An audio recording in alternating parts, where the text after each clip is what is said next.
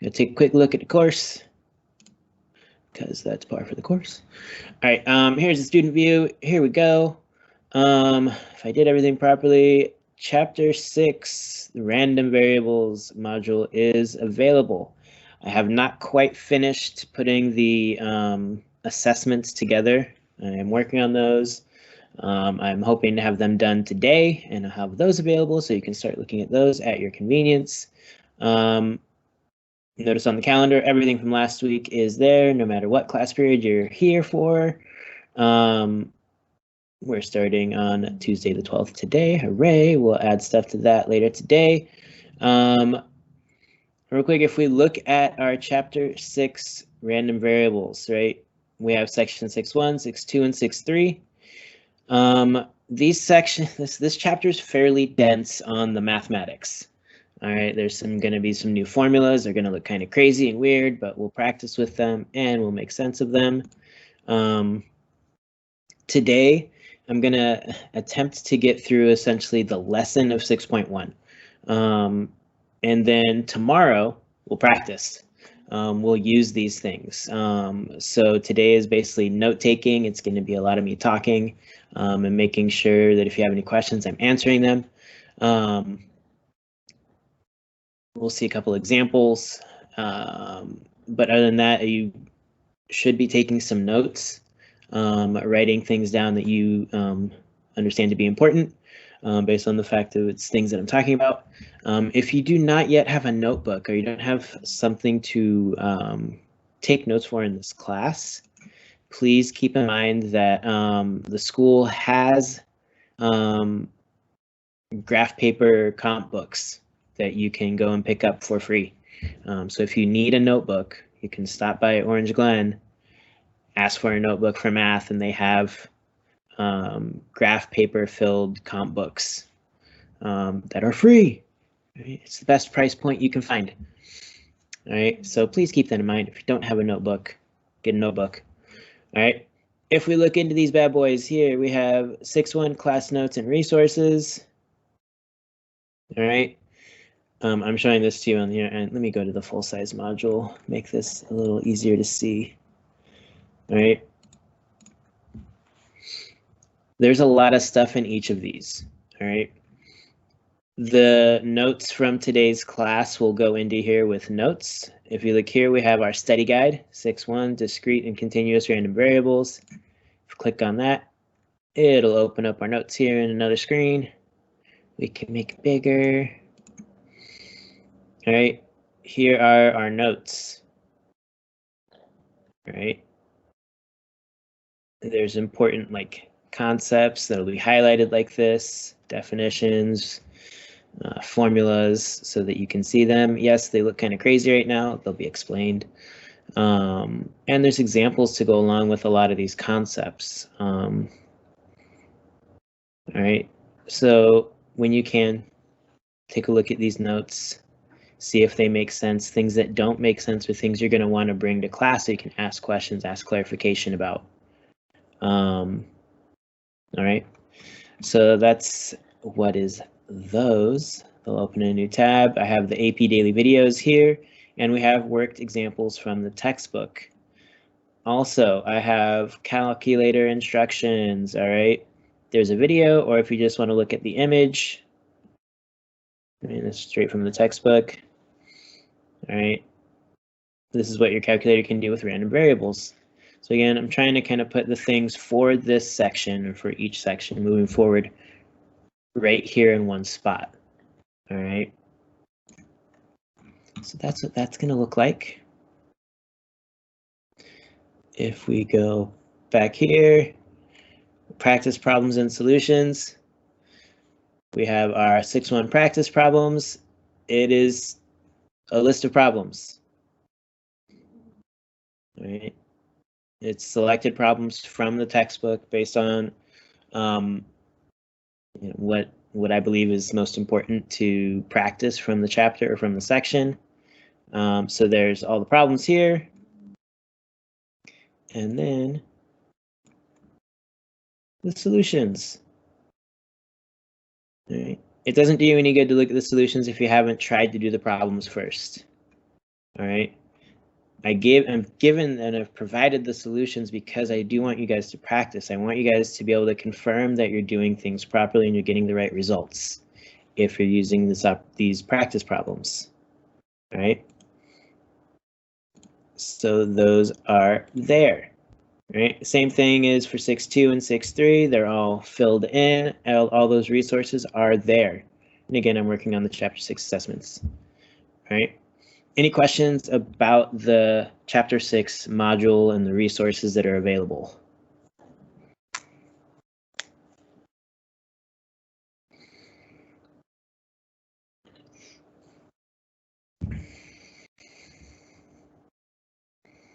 Okay.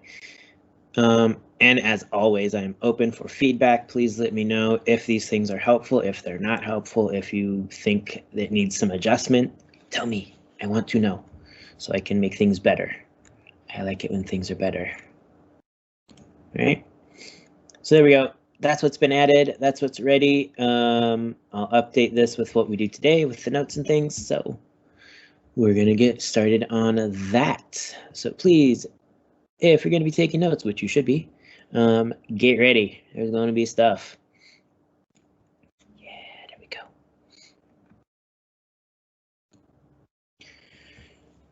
All right, discrete and continuous random variables. Here's our objectives, same objectives as from the textbook for this section.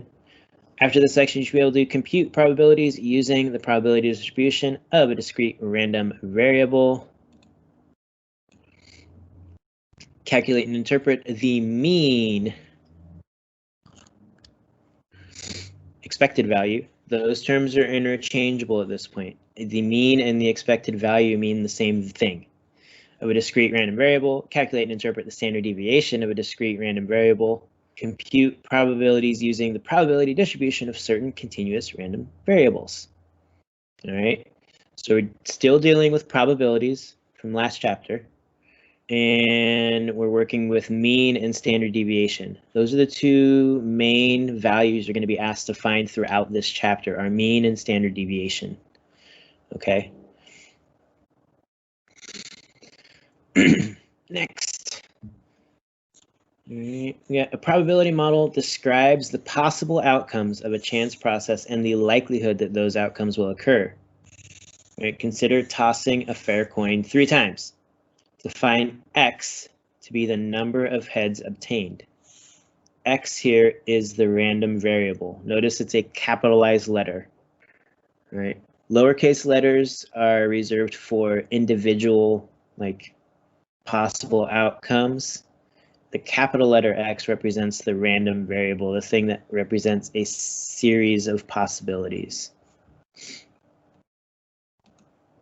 All right, so we have X can have the value of 0, meaning there was no heads if we get 3 tails in a row. Right, X can be equal to 1 if we have 1 head out of the 3. There's 3 different ways to get 1 head in flipping 3 coins. It can be first, second, or third. Right, we can get 2 heads, right, which means we got 2 heads first, a head, then a tail, then a head, a tail, then 2 heads. Right, there's 3 different ways to do that. And lastly, we can get up to 3 heads, which means we got heads on all 3 tosses. Right, so X can take on the value of 0, 1, 2, or 3. But those are the only possibilities. Can't be 4, can't go negative. Right. So the probability model we can represent as a table, right, where we have the value of X as 0, 1, 2, or 3, and the different probabilities is 1 out of 8 because there's 1 out of 1, 2, 3, 4, 5, 6, 7, 8 possible outcomes, right? There's 3 ways to have it be equal to 1 out of 8, 3 for X being 2 out of 8, and 1 for X being 3 out of 8. So that's how we create this probability model, or the table that shows us how these outcomes can occur and what's the probability of each outcome. Right. We can also represent this with a histogram. Right. This is also considered a probability model. Right. It shows us for 0, right, we have 1/8, right? These are in decimals, so 0.1 something or another, 0.125, I think. 1, right, 2, and 3, and they have their different sets of probabilities represented on the table or in the graph. Right, so the table and the histogram are both considered probability models. They describe the possible outcomes of a chance process and the likelihood. Okay. A random variable takes numerical values that describe the outcomes of some chance process. Probability distribution of a random variable gives its possible values and their probabilities. Right. So again, the random variable is X in this case, the capital letter X, and it takes on the values that describe the outcomes. I can have 0 heads, I can have 1 heads, 2 heads, or 3 heads. Right? And this is an important step here where we define X. We say, what is X going to represent? Because I could go the other way and have X represent the number of tails obtained. Right? Which is going to essentially be the same probability model and probability distribution. But I've defined X in a different way. So it's important to know what your random variable represents. Okay. Discrete random variables. Right? There are two main types of random variables, discrete and continuous. If we can find a way to list all possible outcomes for a random variable and assign possibilities to each one, we have a discrete random variable. All right. A discrete random variable, X, takes a fixed set of possible values with gaps between. Right? Meaning gaps, so like a fixed set of possible values like we saw with the coin being flipped. We had 0, 1, 2, 3, 4. There are numbers that exist between 0 and 1, 1 and 2, 2 and 3, 3 and 4, but they're not part of what we're considering. We're only considering those whole numbers. They're countable. It's a fixed size, 0 to 4. Right? That's discrete. The probability distribution of a discrete random variable X lists the values X sub I. All right.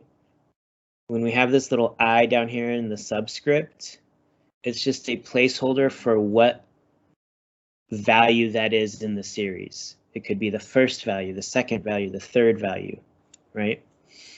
And the probability is P sub I. This is the probability of the first value, the second value, the third value, right? So I represents the same value for X and P, all right? So we have this kind of listing convention that happens in math now, where I say, okay, we have value and probability. This would make up our table. We have the first value, the second value, the third value, the probability of the first value, the probability of the second value, the probability of the third value. Right? So these numbers, these subscript numbers, just tell us the order, right? P2 goes with X2. X sub 3 goes with P sub 3. Right? They have no other inherent value. They don't mean anything to calculate. It's just a way for us to be able to use X over and over again and P over and over again. All right. Is there any questions about that? Is there anything I can clarify? Because this type of like naming convention is going to happen throughout this chapter and in remaining chapters.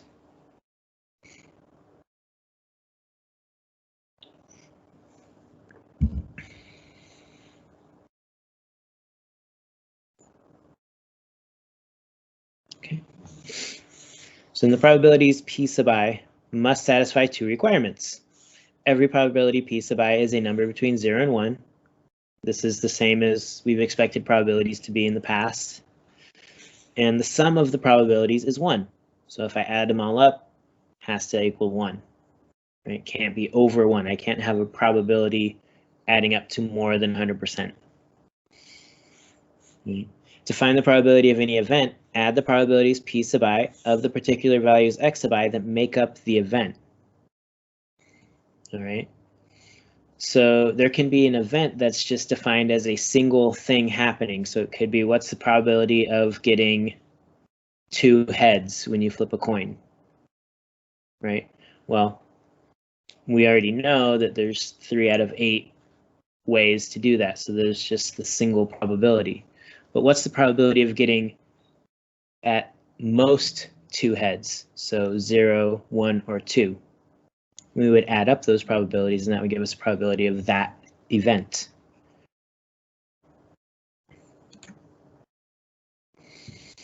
All right, and then we have the mean or expected value of a discrete random variable. Right, when analyzing discrete random variables, we follow the same strategy we used with quantitative data. Right, describe shape, center, spread, and identify any outliers. Right, the mean of any discrete random variable is an average of the possible outcomes, with each outcome weighted by its probability. All right, and previously when we calculated the mean, we would just add up all the possible outcomes and divide by the number of outcomes there were. But we were dealing with equally likely outcomes. All right. In this case, they're not necessarily equally likely anymore. All right. So we have to consider that. So each outcome is weighted by its probability. All right. Suppose that x is a discrete random variable whose probability distribution is, as we've seen here, we have the first outcome, second outcome, third outcome, probability of the first, second, and third, so on. Right. To find the mean or expected value of x, you're going to multiply each possible value by its probability, then add all the products.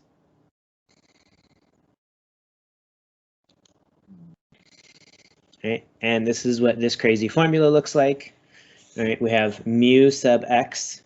This is the Greek letter mu. We've seen it previously. It is one of the letters that is used to represent the mean. We can also write it as this e parentheses x, expected value of x. That's equal the first outcome times the probability of the first outcome, second outcome times the probability of the second, third outcome times probability of the third, and we continue till we run out of outcomes and probabilities. We can write this as a single mathematical notation with this capital sigma, which represents the sum, right, of each outcome multiplied by its probability. All right. This here represents all of this. And it's a new notation. It's another way to write these so it takes up less space. All right.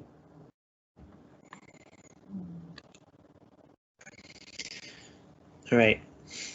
So again, we're going to look at the mean or expected value of a discrete random variable. All right. A baby's APGAR score is the sum of the ratings on each of 5 scales, which gives a whole number value from 0 to 10. All right. We're going to let x equal the APGAR score of a randomly selected newborn. So we have this table of values.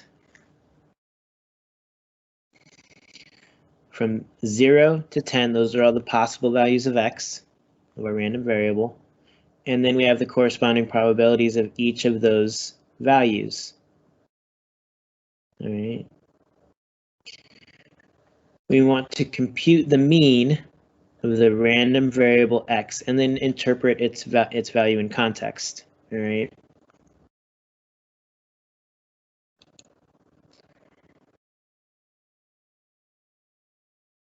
So based on these probabilities here, right, we see that 1 in every 1,000, right, that's this one here, would have an APGAR score of 0. 6 in every 1,000 babies would have an APGAR score of 1, and so on.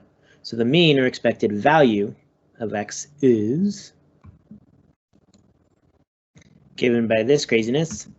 The mu of x equals the expected value of x equals the sum of x sub I times p sub I. And then here we have what we've been talking about for finding the mean. The value 0 times the probability of having that value, 0.001, plus the value of 1 times the probability of that value happening, plus 2 times the probability of that happening, plus then we keep going. We can list them all, and then we get 10 times the probability of that value happening. And we end with 8.128. All right. So again, sometimes in math, especially when we're just providing notation, we'll do this plus or whatever operation is happening, and then we'll do these ... It just means we're continuing to do the same thing and following the same pattern until we get to the end. All right, so we have 8.128. So the mean APGAR score of a randomly selected newborn is 8.128. This is the average APGAR score of many, many randomly chosen babies. So if we randomly chose newborn babies over and over and over and over again, many, many, many times, we would expect to get an average APGAR score of 8.128. All right. So this, again, kind of saves us the time of running the simulation, right? This goes back to the previous chapter with probability, and like, hey, one way we can do this is running the simulation. We get these probabilities. We have some known probabilities based on lots of research, and we can use that to now find the expected value or mean of things happening.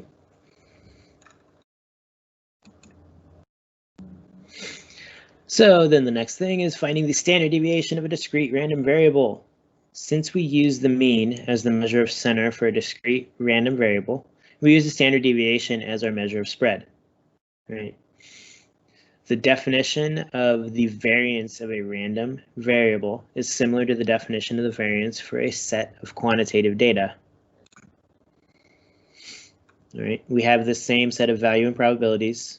Right? Suppose that x is a discrete random variable whose probability distribution is table here, and mu sub x is the mean of x.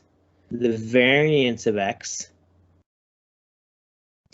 is given by this craziness, variance of x, which is equal to sigma squared sub x, which is equal to the squared differences from the mean, right? This is the same as what we did to find the variance with quantitative data, right? We take the difference between each outcome and the mean and square it, right? But again, just like with the mean, we multiply by the probability of that particular outcome occurring. So we still have that modified thing going where we consider the probability of the outcome happening because not all outcomes are equally likely. Right, so we have x sub 1 minus mu sub x. So the first outcome minus the mean squared times the probability of the first outcome. Second outcome minus the mean squared times the probability of the second outcome. And this continues till we've used up all of our outcomes and probabilities. And again, we can notate this with that capital sigma. It looks like it's kind of the Greek letter E, but it's sigma. All right. Sigma, or sum of all the differences of means, difference or distance from the mean, squared times the probability of that particular outcome happening. Okay, so that's our variance formula. We need the variance to find the standard deviation, because the standard deviation of a random variable, we just take the square root of the variance. So essentially we have to do this variance calculation to get the standard deviation. Right? Our standard deviation is just putting the square root symbol over this whole craziness. All right.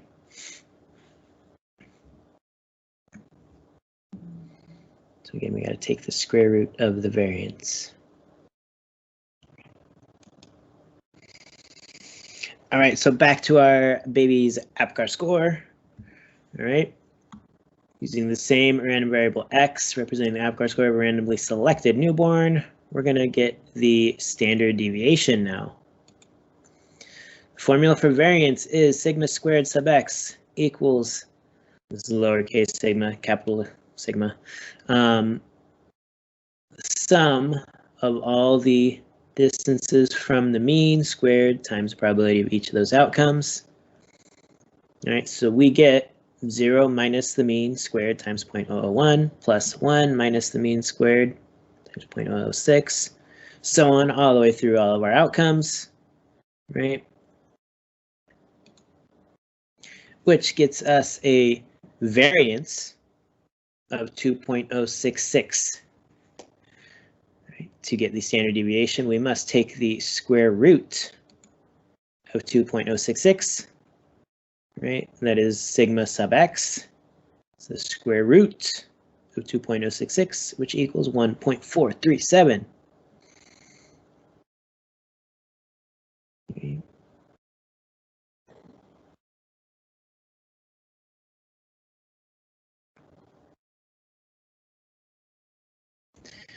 Which means that we would expect that, you know, on average, the APGAR scores are going to be 1.437 units away from the mean of 8.128. They're going to vary from the mean by 1.437.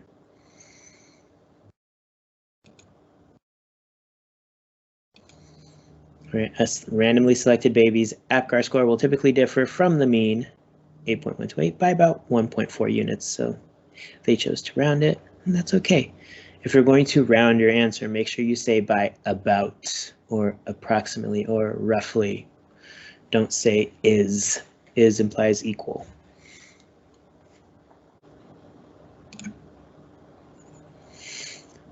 So that's discrete. Now we're moving to continuous random variables. Right, discrete random variables commonly arise from situations that involve counting something. Situations that involve measuring something often result in a continuous random variable because there's possible values in between all the whole numbers. A continuous random variable x takes on all the values in an interval of numbers. The probability distribution of x is described by a density curve. The probability of an event is the area under the density curve and above the values of x that make up the event. Okay. Now we cannot have the probability distribution of a continuous random variable displayed on a table because there's an infinite number of possible outcomes in an interval. We just can't list it, which is why we use the density curve and a probability distribution shown that way. Because I can show value, I can show an interval on a graph. I can't do it on the table. The probability model of a discrete random variable x assigns a probability between 0 and 1 to each possible value of x. A continuous random variable y has infinitely many possible values. All continuous probability models assign probability 0 to every individual outcome. Right? Only intervals of values have positive probability. So if you're dealing with a continuous random variable and you're asked to find the probability of y equaling 0.35, that individual probability is 0. All right. And this is because a line, right, if I'm looking at the density curve, a single line has no width, which means it has no area, which means there's no area under the curve, so the probability is 0. We have to have an interval so that the area, the width of what we're looking at, so it has a width.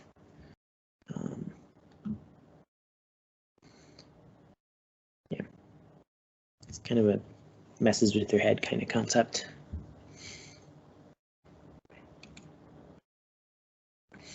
So let's look at an example where the heights of young women closely follow the normal distribution with mean mu of 64 inches and standard deviation sigma equaling 2.7. So we have our mean, we have our standard deviation. Now choose one young woman at random. Call her height y. So y is our random variable. If we repeat the random choice very many times, the distribution of values of y is the same normal distribution that describes the heights of all young women. All right, what's the probability that the chosen woman is between 68 and 70 inches tall? So we have an interval of values. We're going to be between 68 and 70. Yep. So first, right, state the distribution and the values of interest. The height y of a randomly chosen young woman has the distribution of normal, 64, mean, 2.7, standard deviation, distribution. We want to find the probability of y being greater than or equal to 68 and less than or equal to 70.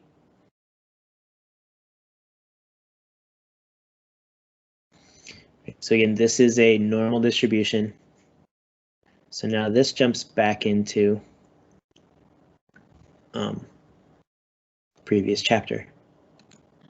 We're going to perform calculations and show our work. We have to find the z-scores. We have to standardize these heights based on the mean and standard deviation. So for 68, the z-score, 68 minus 64 divided by 2.7 is 1.48. For 70, we get the score of 2.22. So then this again, this is using our previous chapter, our knowledge previous chapter. We're using a normal distribution. We're going to be standardizing the score and using table A. All right. The probability of z being greater than or equal to 1.48 and less than or equal to 2.22 is the probability of z being less than or equal to 2.22 minus z being less than or equal to 1.48. Right, and that is because if you guys recall,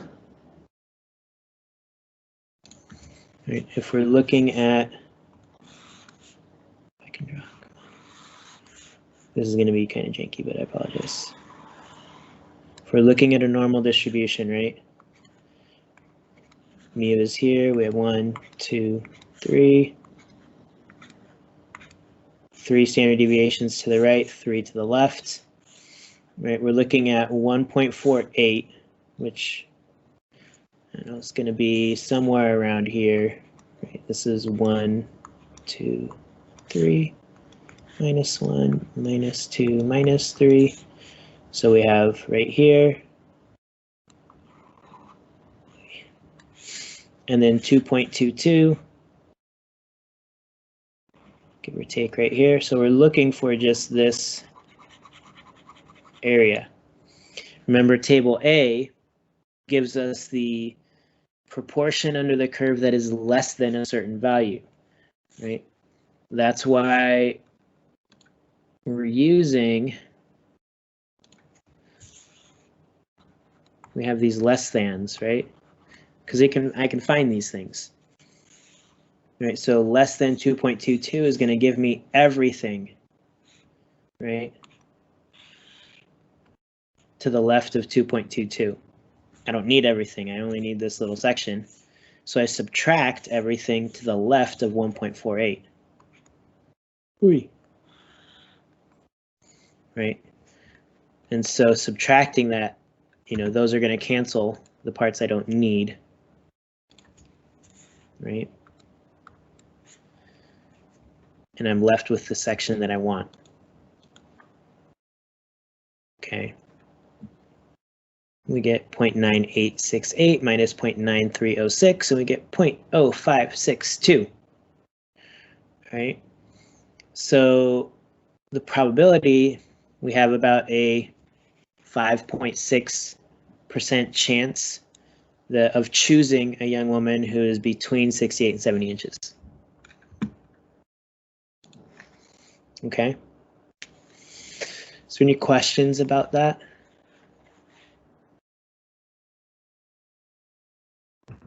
Could you repeat the last part? I kind of crashed for a bit. For sure, for sure.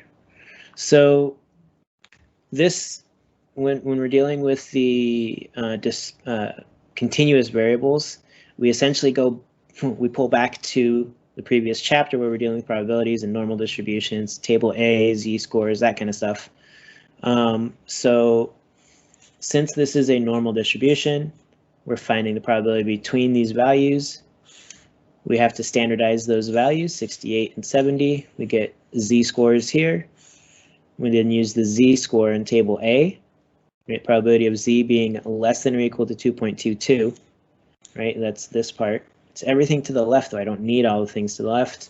So I subtract everything to the left of 1.48 because I don't need that part, right? By subtracting that, I've canceled out all this area I don't need, and I'm left with this chunk that I want between 1.48 and 2.22.